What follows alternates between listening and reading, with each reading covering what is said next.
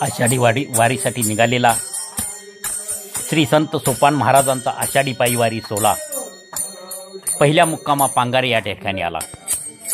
काल दुपारी 1:30 वाजण्याच्या सुमारास श्री क्षेत्र सासवड येथून देऊळवाड्यातून पालखीने प्रस्थान केले। दुपारचा 20 पिंपळे येथे घेऊन रात्री 8:30च्या सुमारास पालखी 102 दिंड्यांच्या लाखो भाविकांच्या लाखो वारकऱ्यांच्या समवेत पांगारे परिसरामध्ये आली। पहाटे 4:30 वाजता पारंपरिक पद्धतीने पादुकांना दुग्धाभिषेक व जलाभिषेक घालण्यात आला। यावेळी परिसरातील हजारो भाविक पांगारे येथील महादेव मंदिराच्या देऊळवाड्याच्या परिसरामध्ये उपस्थित होते। श्री संत सोपान काका हे महान योगी व विचारवंत, निवृत्तीनाथ ज्ञानदेव व बहीण मुक्ताबाई या त्यांच्या भावंडाप्रमाणेही ते ईश्वरभक्त कवी आहेत। ते ज्ञानदेवांच्या नंतर शके 1196 म्हणजे 1274 मध्ये जन्माला आले। ज्ञानदेवांच्या समाधीनंतर बाकीच्या भावंडांनी क्रमाक्रमाने समाधी घेतली। त्यात सोपानदेवांनी प्रथम समाधी घेतली, ती म्हणजे इसवी सन 1296 साली। सासवडची सोपानदेवांच्या समाधीची जागा ही प्राचीन काळी ब्रह्मदेवाने केलेल्या तपाची जागा म्हणून पवित्र स्थान मानले गेले आहे। समाधीचा परिसर रम्य आणि भक्तिभावास पोषक असा आहे। पंढरपूरच्या वारीच्या पालख्या परतीच्या प्रवासात या देऊळवाड्यामध्ये मुक्कामी असतात। ज्ञानदेवांच्या नंतर 3 वर्षांनी सोपानदेव जन्मले आणि ज्ञानदेवांच्या समाधीनंतर 1 वर्षाने सोपानदेवांनी सासवड येथे समाधी घेतली। भागवत धर्माचाच प्रसार दोघांनी केला। भक्तीची भावना नीतिमूल्ये लोकांमध्ये रुजावीत गावोगावी हिंडून कीर्तन करून तीर्थयात्रा करून आपला संदेश त्यांनी जनमानसामध्ये पसरविला। सोपानदेवांनी ही योग साधना केली असली तरी सामान्यांसाठी भक्तीचाच प्रसार केला। आपले तत्वज्ञान देवांनी ही ग्रंथबद्ध केले आहे। गीतेच्या तत्वज्ञानाचा प्रसार केला। हे सर्व कार्य ज्ञानदेवांच्या कार्याला पूरक असेच कार्य आहे। मात्र सोपानदेवांचा भर भक्तीवर अधिक दिसतो। परमेश्वर प्राप्ती हेच जीवनाचे ध्येय त्यांनी सांगितले। संसारात असला तरी जीवन परमेश्वराकडे वळलेले असू द्यात असेच त्यांनी सांगितले। आमुचे हे क्रिया अमुचा आचार, सर्व श्रीधर आम्ही केला, नाही आम्हा कुळ नाही आता याची, सर्व काळी विश्रांती पांडुरंग। आपल्या भावंडाप्रमाणेच सोपानदेवही महान योगी व विचारवंत ईश्वरभक्त लेखक आहे। सोपानदेवांचे 28 अभंग हरिपाठाचे मानले जातात। यापैकी 6 अभंग सासवड येथील सोपानदेव समाधी मंदिरात रोज रात्री शेजारतीचे वेळी झांजेवर म्हटले जातात। सोपानदेव हरिपाठाचे सर्वच अभंग अगदी गोड भाषेत त्यांचा सगळा उपदेश आणि तत्वज्ञान नेमकेपणाने मांडणारे आहे। या संसारात उगाच भ्रमित होऊन राहण्यापेक्षा देवाचे भजन करावे, तेच अंती कामाला येईल। या संसारात येण्याचे कारणच आपला उद्धार करून घेणे आहे, हे ओळखावे। नित्य नामस्मरण करावे।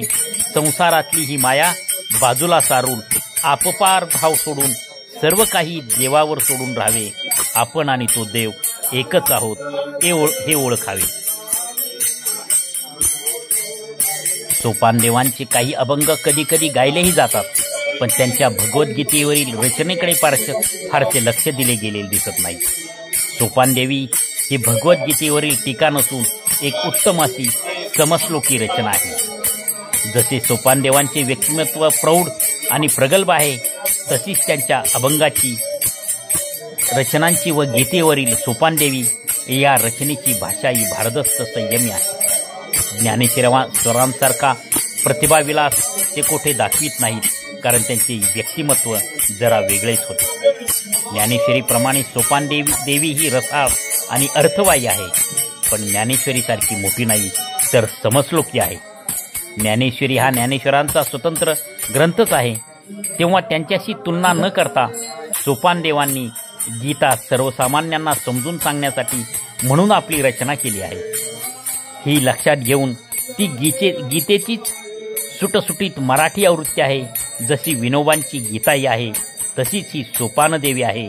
हे लक्षात घेऊन तिचा अभ्यास केला पाहिजे. गीतेच्या 700 श्लोकावर सोपानदेवांनी 739 ओव्या लिहिल्या आहेत.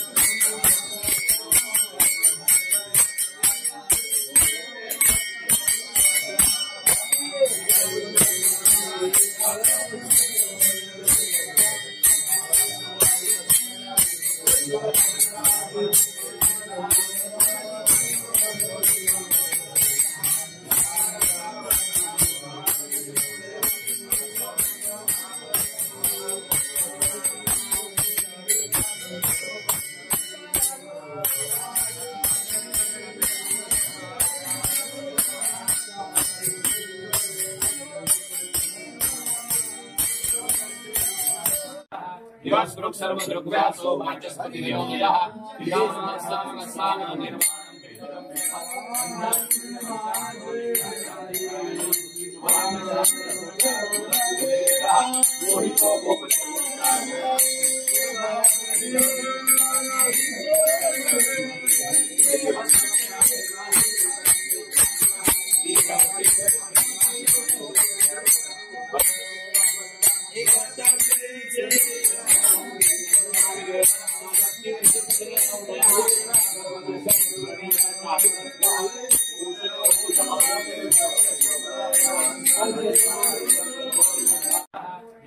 सर्वदृग्व्यासो वाचस्पतिर्योनियः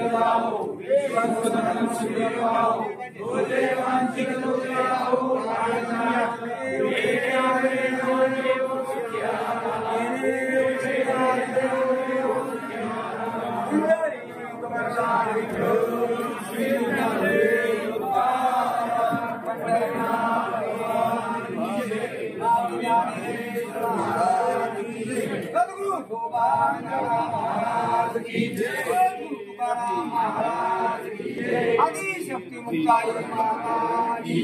हर हर समाधिराज सद्गुरु भगवान गंगा महाराज की समाधिराज सद्गुरु भगवान गंगा महाराज की समाधिराज सद्गुरु भगवान गंगा महाराज की सर्वांनी दर्शन पालखीत घेता इकडे कुणी येऊ नका बरं का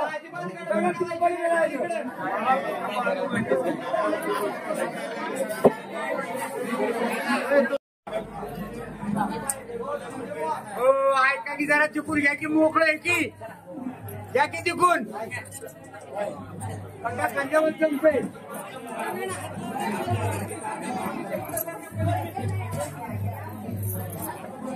झालं का शूटिंग बस